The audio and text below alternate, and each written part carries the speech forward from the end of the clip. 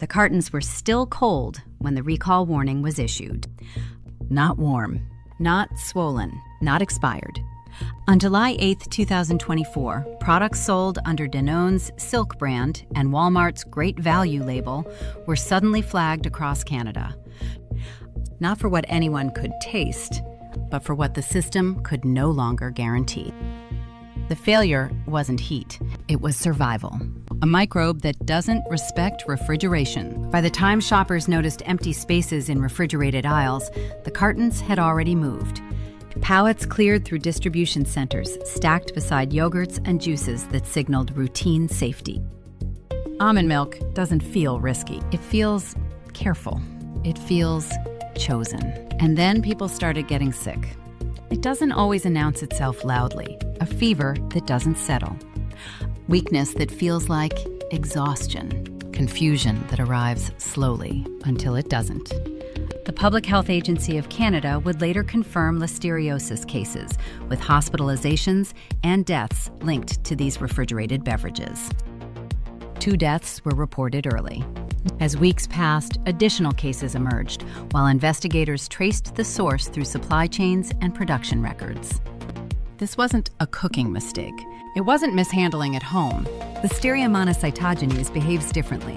It can survive, and under the right conditions, multiply at refrigeration temperatures. Cold slows many threats. This one waits. Plant-based refrigerated drinks create a specific vulnerability. They're emulsions, nutrients suspended in liquid, not sterile, dependent on sanitation, environmental monitoring, and cold chain control after processing. When any of those barriers fracture, the product doesn't change. It stays convincing. Cold doesn't kill it. Cold can hide it. The recall didn't begin in a grocery store. It began in signals, positive findings, epidemiological links, test results that didn't line up cleanly at first. For nearly 3 weeks, products continued moving, while evidence accumulated and regulators weighed the cost of acting too early against the risk of waiting too long.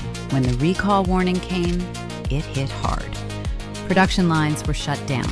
Retailers pulled inventory nationwide. A category built on trust absorbed a reputational shock that advertising couldn't soften.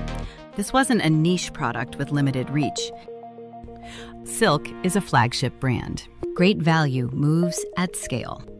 When contamination intersects with a daily use refrigerated drink, exposure isn't hypothetical, it's structural.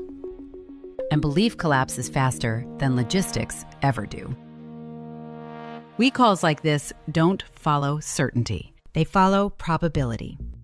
Regulators act when the system can no longer prove safety, not when harm becomes unavoidable. That hesitation window is where the real risk lives.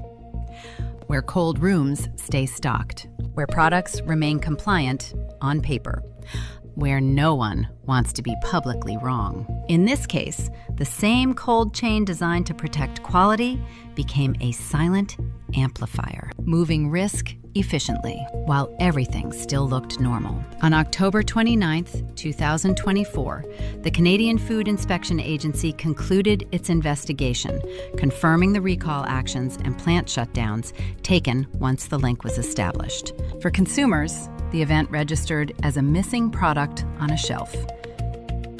For the companies involved, it marked something deeper. A moment when a billion-dollar brand had to survive association with a word that never fades easily. Listeria. How many other refrigerated products still look perfect, while the data that protects them lags just behind? That's what should stay with you. Not the recall notice, but how quietly everything had to fail before it was finally stopped.